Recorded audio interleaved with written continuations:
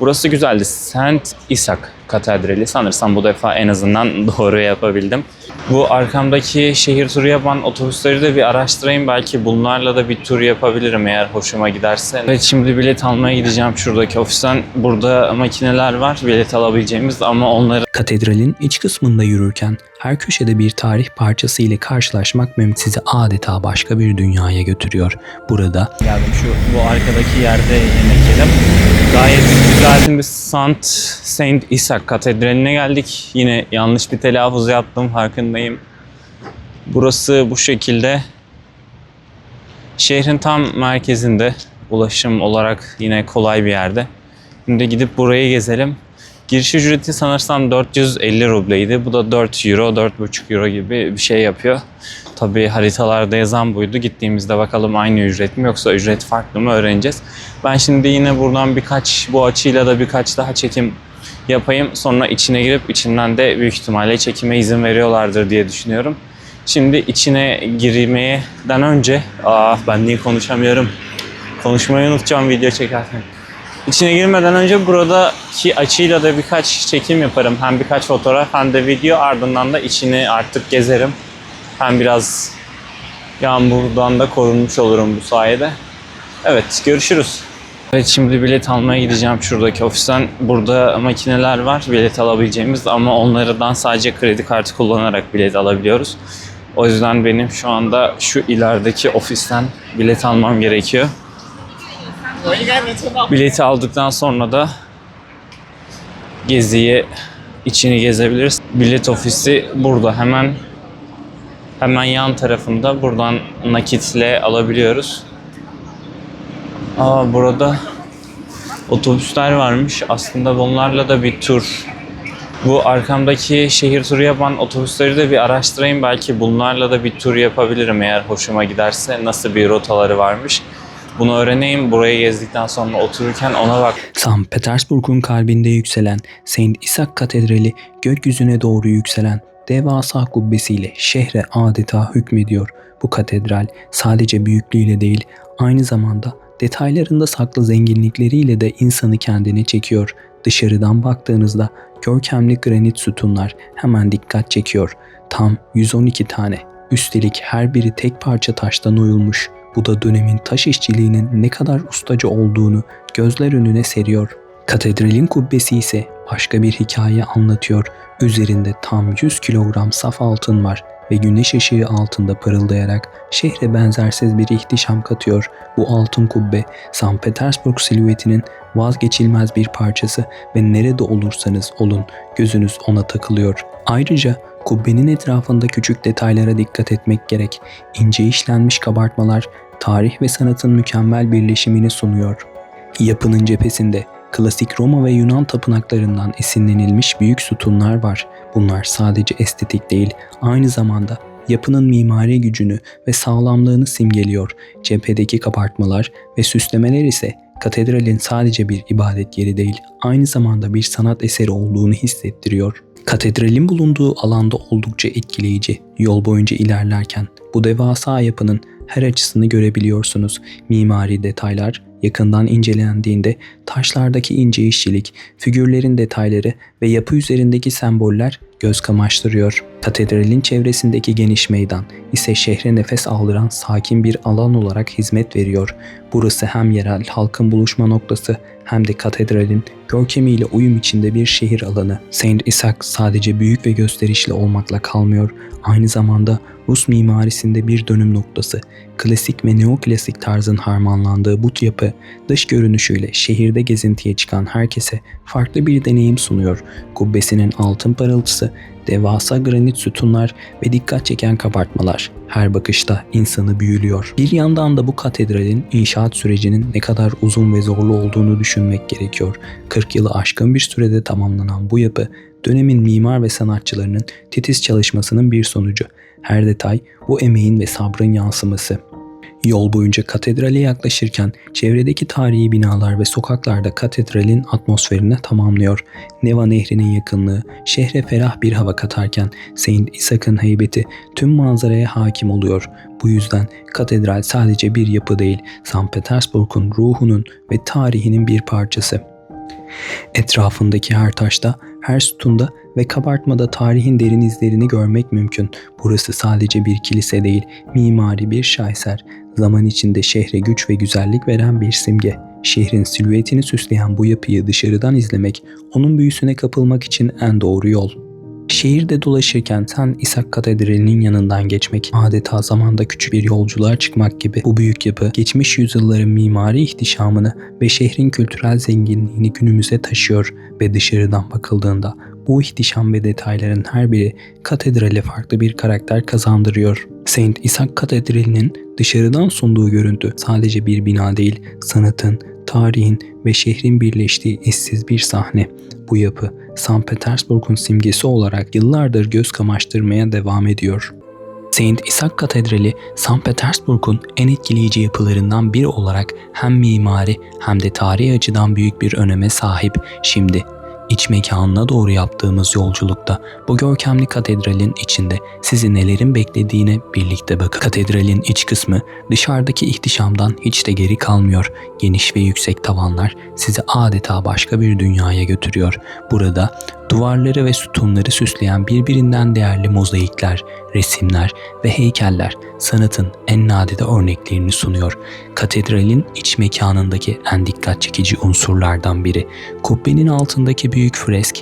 Bu fresk dini hikayeleri ve kutsal figürleri olağanüstü detaylarla betimliyor.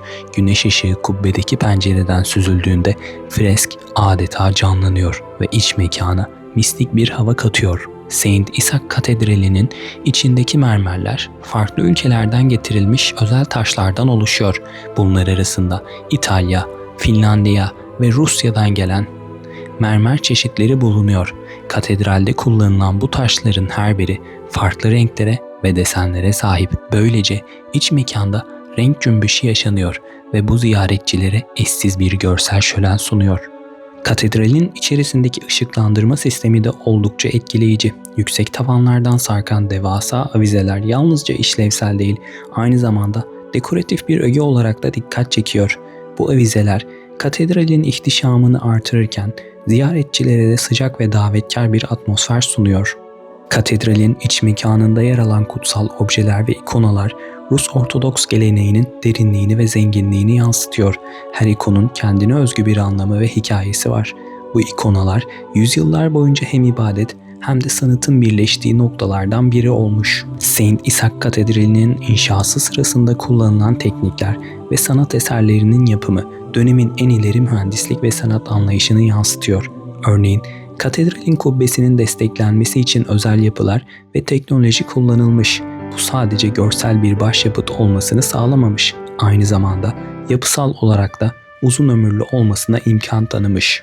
Katedralin iç kısmında yürürken her köşede bir tarih parçası ile karşılaşmak mümkün. Özellikle kubbenin etrafındaki detaylı kabartmalar ve duvar resimleri ziyaretçilere Rus Ortodoks inancının ve tarihinin zenginliğini hissettiriyor. Bunlar arasında azizlerin hayatlarından kesitler ve kutsal sahneler yer alıyor. Bir başka önemli nokta ise katedralin akustiği. Bu alan özellikle dini törenler ve korolar için tasarlanmış. Akustik her notanın ve dua sesinin mükemmel bir şekilde duyulmasını sağlıyor. Bu da burayı sadece görsel değil, işitsel olarak da etkileyici kılıyor. St. İshak Katedrali'nin içindeki mermer basamaklar ve sütunlar ziyaretçilere adeta bir zaman yolculuğu hissi veriyor. Her bir taş ve heykel dönemin sanatçılarının ne kadar titizlikle çalıştığını gösteriyor. Ayrıca bu taşlar katedralin estetik bütünlüğünü ve görkemini tamamlıyor. Katedralde yer alan bazı bölümler sadece özel izinle ziyaret edilebiliyor. Bu alanlarda dini ritüeller ve özel törenler gerçekleştiriliyor. Böylece katedral hem halka açık bir ibadet yeri hem de kutsal bir merkez olarak işlev görüyor. Katedralin iç kısmında dolaşırken özellikle kubbe altındaki alanda durmak gerek. Burada kutsal ayinler sırasında rahiplerin durduğu alan ve ziyaretçilerin dualarını ettiği mekan bulunuyor. Bu alanın atmosferi ziyaretçilerin ruhani deneyimini güçlendiriyor.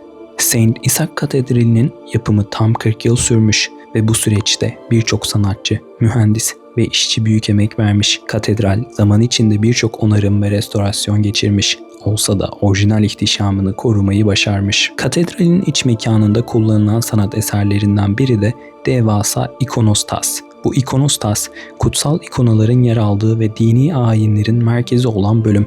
Altın yaldızlarla süslü ve detaylı işçilikle hazırlanmış bu yapı ziyaretçileri adeta büyülüyor. Bazı efsanelere göre Saint Isaac Katedrali'nde saklı gizli bölmeler var ve tüneller bulunuyormuş. Bu tünellerin katedralin inşaatı sırasında kullanılan malzemelerin taşınması için yapıldığı veya dini sırların saklandığı yerler olduğu söylenir. Ancak bu tür iddialar henüz resmi olarak kanıtlanmamış ve daha çok şehir efsanesi olarak kalmıştır. Katedralin yapıldığı dönemde bu kadar büyük ve karmaşık bir yapının inşası mühendislik açısından devrim niteliğindeydi. Özellikle kubbenin ağırlığını taşıyan destek sistemleri yapının bugün hala ayakta kalmasını sağlıyor. Bu teknoloji Rus mimarisinin o dönemde ulaştığı yüksek noktayı gösteriyor. Saint Isaac Katedrali sadece dini bir mekan değil, aynı zamanda şehrin kültürel ve sosyal yaşamında da önemli bir yere sahip. Burada düzenlenen konserler, sergiler ve çeşitli etkinlikler katedrali sadece bir ibadet yeri olmaktan çıkarıp sanat ve kültür merkezi haline getiriyor. Katedralin iç mekanındaki sanat eserleri ziyaretçilere Rusya'nın zengin dini tarihini ve kültürel mirasını anlatıyor. Özellikle fresklerde ve ikonalarda kullanılan renkler, semboller ve figürler Rus Ortodoks inancının derinliklerine ışık tutuyor. Katedraldeki detaylara dikkatlice bakmak, ziyaretçilere geçmişle bugün arasında köprü kurma fırsatı veriyor. Her bir taş, her bir heykel ve her bir kabartma yüzyılların hikayesini anlatıyor. İçeri girdiğinizde bu hikayenin içinde kaybolmak ve o dönemin atmosferini hissetmek mümkün. Saint Isaac Katedrali'nin iç mekanını keşfetmek sadece tarihi ve sanatsal bir yolculuk değil, aynı zamanda ruhani bir deneyim. Bu büyülü atmosferde dolaşırken geçmişin izlerini, inancın gücünü ve insan emeğinin büyüklüğünü bir arada hissediyorsunuz. Bu eşsiz yapı St. Petersburg'un kalbinde ziyaretçilerini her an yeni bir keşif ve hayranlık duygusu yaşatmaya devam ediyor. İç kısmındaki detaylar, hikayeler ve efsaneler katedrali sadece bir turistik mekan değil, yaşayan bir kültürel miras haline getiriyor.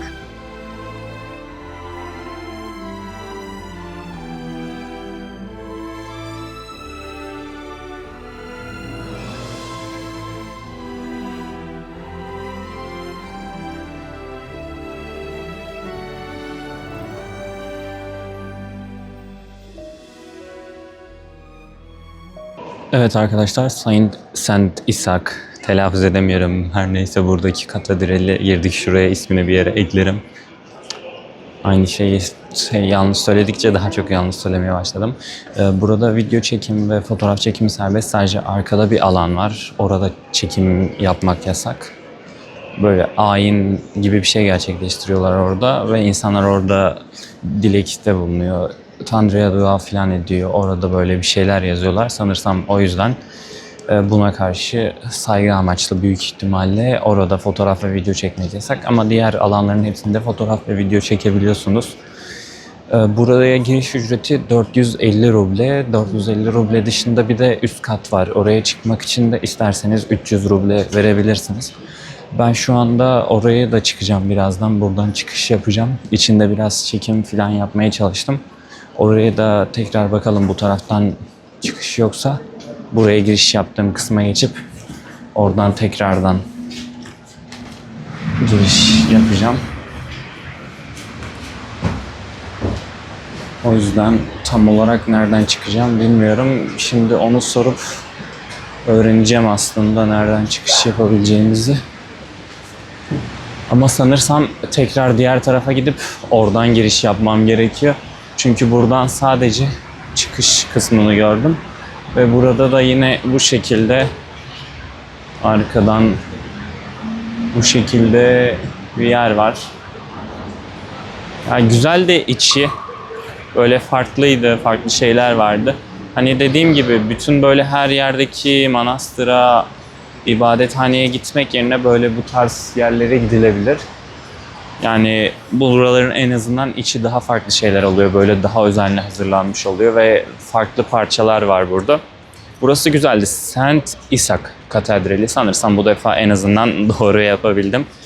Buradan sonra şimdi yukarıya çıkayım. Sonrasında gidip bir şeyler yerim. Artık bugünlük yeter, bu kadar gezdiğim. Dinlenmem de lazım. Bu otobüsleri, söylediğim otobüsleri bir öğreneyim. Böyle nasıl farklı bir şey, yerlere mi gidiyorlar yoksa sadece buraya mı geliyorlar? Ona gidebilirim. Ve opera, tiyatro ya da bale gibi bir şeye de gidebilirim, bilmiyorum. Bunu araştırmam lazım. Çünkü çok fazla günüm var. Ya bugün hariç 4 gün daha buradayım. O yüzden de dolu dolu, güzel güzel geçirebilmek için daha sakin bir şekilde. O yüzden böyle aktivitelere bakarım. Belki buz hokeyi maçı falan varsa ona da gidebilirim. Tam olarak bilmiyorum ne yapacağımı. Yani çok fazla yapılabilecek şey var aslında. O yüzden de farklı şeyler yapabilirim. Şu an öncelikle buradan gidip tekrar dolanıp giriş tarafından giriş yapmam gerekiyor. Giriş yaptıktan sonra da üst kat böyle teras gibi bir yer sanırsam. Dışarıdan görmüştüm orayı. Şimdi oraya dolanacağım, tekrardan yukarı çıkacağım. Sonrasında dediğim gibi yemek yemeye giderim. Ya belki otele geçer, otelde otururum ya da böyle kafe gibi bir yerde otururum. Aslında tableti bugün yanıma almadım. Tableti yanıma alsaydım kafede bir yerde oturur biraz çalışma yapardım. Ya işte İngilizcemi geliştirmeye çalışıyorum. Ve aynı zamanda İspanyolca öğrenmeye çalışıyorum. Yani bunları biraz hızlandırmam lazım. Yani 2025'in sonunda gerçekten İngilizcemin ve İspanyolcamın iyi olması lazım. Sonrasında birkaç dil daha açıkçası öğrenmek istiyordum. Bunlardan birisi tabii ki Rusça olacak. Diğeri de Arapça olacak büyük ihtimalle. Elbette bunlar farklı alfabelere sahip olduğu için biraz daha zor olacak benim için. Ama şu an öncelikle şu İngilizcemi geliştirip İspanyolcayı da güzel bir şekilde öğrendiğim zaman aslında bir sorun olmaz. Şu an sadece önemli olan bunu yapabilmem. Sonrası daha kolay olur. Sadece burada uzun bir zaman yaşarsam eğer, aynı şekilde Arapçanın konuşulduğu ülkelerde resmi dil olarak ve Rusya'da veya Belarus'ta yaşadığım zaman, yani burada böyle stajdır veya böyle gönüllülük projesi gibi çalışmalar olursa veya dil okulları, bu şekilde daha hızlı öğrenebilirim. Diğer türlü gerçekten dili öğrenmek çok zor oluyor. Şimdi tekrar giriş tarafına geldim. Buradan şimdi üst katına da çıkalım. Oradan da ne kadar yüksek bilmiyorum. Hani şehir nasıl gözüküyor ama bayağı yüksek. O yüzden iyi olacak diye düşünüyorum. Çıkış ve girişin tasarımları hemen hemen aynı. Şimdi buradan şu şekilde bilet gibi bir şey veriyorlar. Kağıdı şu an açamadım. Ben biraz önce şeyi kullanmıştım.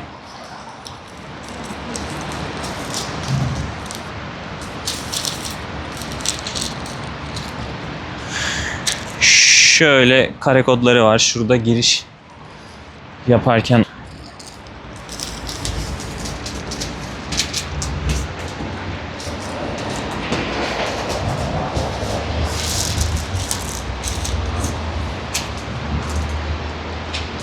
evet. Okuttuk şimdi.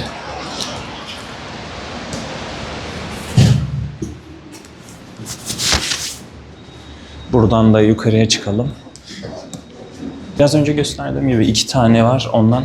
Evet, yani 2 tane almak zorunda değilsiniz. Eğer sadece içine gitmek isterseniz 450 rubleye, yani bu da 4 euro, 4,5 euro yapıyor. Sadece onu alabiliyorsunuz ama bu şekilde üst katına da çıkmak istediğiniz zaman da ayrıca bir 300 ruble daha veriyorsunuz. Ve üst kata da çıkabiliyorsunuz. Ben de ne kadar videoda çok seçimli oynuyorum. Arkadaşlar yapacak bir şey yok. İlk videolar dediğim gibi bir sürü böyle eksiklerim olacak. Çok fazla da olabilir bu eksiklerim. Halen şu an merdiven çıkıyoruz. Evet, sonra da dediğim gibi bir şeyler yerim. Ya bugün için yeterli. Çok sıkıştırmayı böyle sevmiyorum, her şeyi birbirine. Hani o yüzden de böyle sakin sakin gezmeye devam ederim. Zaten daha 4 gün buradayım. Gideceğim noktalarda zaten merkezi yerlerde yakın. O yüzden kolay olur. Bayağı da merdiven çıktım ama halen bitmedi. Bu şekilde.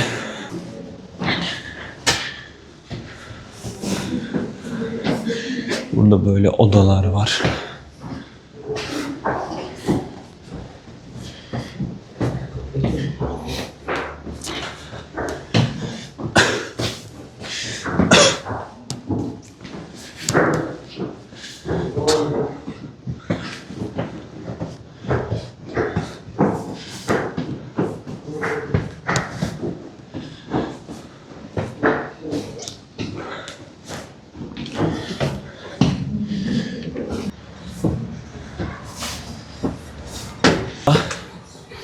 Sonunda gelebildik arkadaşlar. Kaydı durdurdum. Çünkü hafızam da doldu. O yüzden durdurmak zorundaydım. Çünkü hafızam gerçekten çok az kaldı. Benim bir hafıza kartı ya da hard disk almam lazım buradan hemen. Ya çünkü kayıtları... nefesim kesildiği için konuşamıyorum. Kayıtları en yüksek formatta yapıyorum. Bu yüzden de çok çabuk doluyor hafızası. O yüzden burayı gezdikten sonra, yemek falan yedikten sonra en iyisi ben bir depolama için SSD veya hafıza kartı alayım. Burada gerçekten güzelmiş manzarası. Biraz sonra arka kamerayla daha güzel çekimler yapıp daha detaylı gösteririm. Bu şekilde. Şimdi şuradan aslında birkaç fotoğraf alabiliriz bu açı.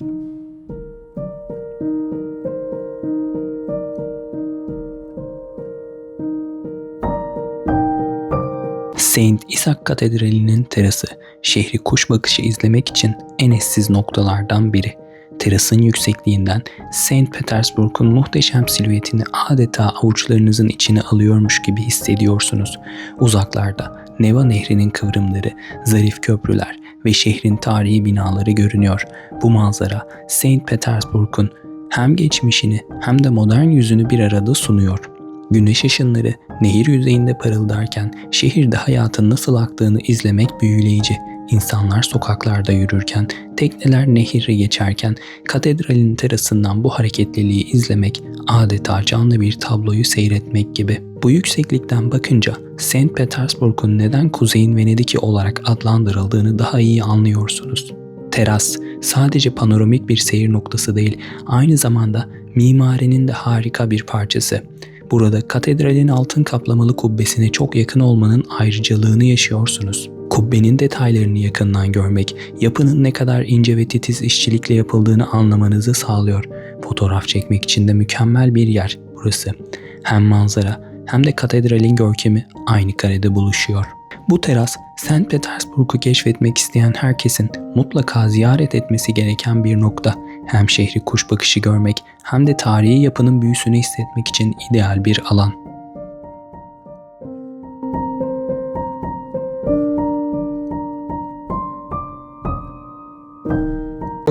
Evet arkadaşlar, üst kısmında da gezdim. Yani gezdim derken daha doğrusu kulenin etrafında döndüm ve şehri izledim. Burası gayet güzel, manzarası çok iyi. Buraya kesinlikle gelmelisiniz. Yani bütün Petersburg'un büyük bir kısmını buradan izleyebiliyorsunuz. O yüzden gezilebilecek noktalara mutlaka burayı da eklemenizi tavsiye ediyorum. Zaten çok pahalı değil. 300 ruble buraya çıkmak isterseniz. Veya ikisine birlikte çıkmak istediğinizde 750 ruble ödüyorsunuz. O yüzden gayet uygun. Çünkü bu şekilde bir manzarası var. Bütün şehri görebiliyorsunuz. Bütün şehri buradan izleyebiliyorsunuz bu şekilde. Genelde zaten buraya şehri izlemek ve fotoğraf çektirmek için çıkıyor insanlar. Tabi burada düzgün fotoğraf çektirebileceğim yani elimdeki gimbal'dan dolayı yoktur. Onu sabitleme aparatım var ancak onu koyabileceğim güzel bir yer yok. Buradan gerçekten şehrin manzarası çok güzel, buradan şehri izlemek. Genelde zaten gittiğim yerlerde bu tarz noktalara gitmeyi çok seviyorum. Bütün şehri görebiliyorsunuz, her yeri izleyebiliyorsunuz. Bu yüzden çok gayet güzel oluyor. Ve şehre bu açıdan bakmak da çok iyi oluyor. Hani burada uzun bir süre boyunca öyle şehri izleyebilirim. Çünkü gördüğünüz gibi çok güzel gerçekten. Tabii bazen başkaları geçince ben böyle garip bir şekilde olabiliyorum. Yapacak bir şey yok. Bu da bunun bir parçası. Gerçekten gayet güzel. Bu şekilde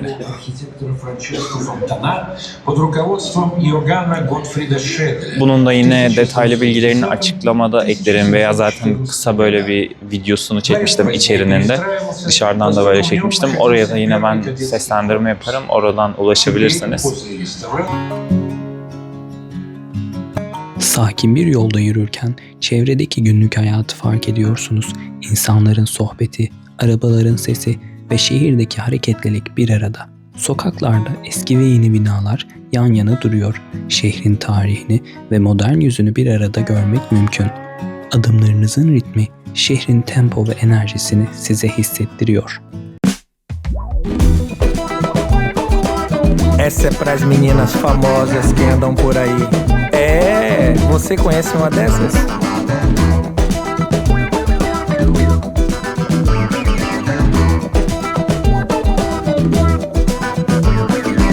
Cadê você que me falou, me mostrou querer bem? Vi no Face, vi no blog, vi na rede de alguém. Evet arkadaşlar, katedrali gezdikten sonra biraz da yemek yedim. Yemek yemeye geldim. Bu arkadaki yerde yemek yedim. Gayet güzeldi yemekler. Burada ne yedim? Yine borş çorbası içtim. Ne kadardı? 450 ruble ya da 540 rubleydi. Bir böyle dana eti yedim. Bayağı güzeldi. Porsiyonu da büyüktü. O da 940 rubleydi. Bir de yine vişne suyu içtim. Burada zaten her yerde vişne suyu içiyorum. O da 200 ya da 250 rubleydi. Toplamda 1880 ruble falan ödedim.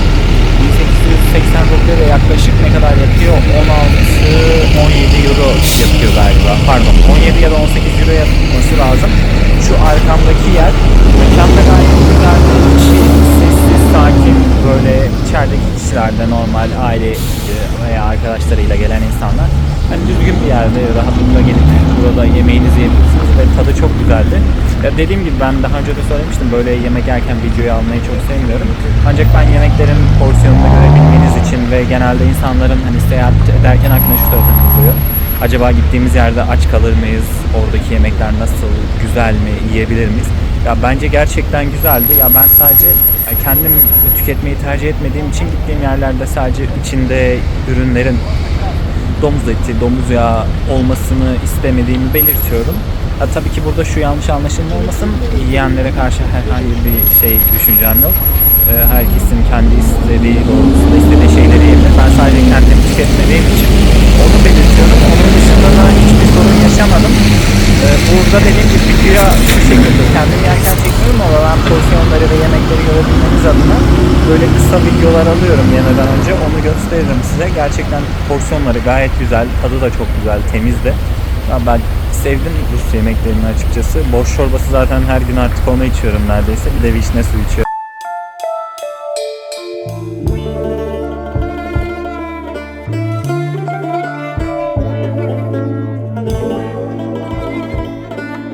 Sokaklar burada sadece yol değil, geçmişle bugün arasında bir köprü gibi. Her bina, her pencere şehrin binlerce yıllık hikayesini taşıyor. Sıradan görünen bu yapılar aslında Petersburg'un ruhunun sessiz tanıkları. Adım attıkça taşların arasında saklı kalan anılar canlanıyor ve bu şehir yaşamın kendisi gibi bir sanat eseri haline geliyor.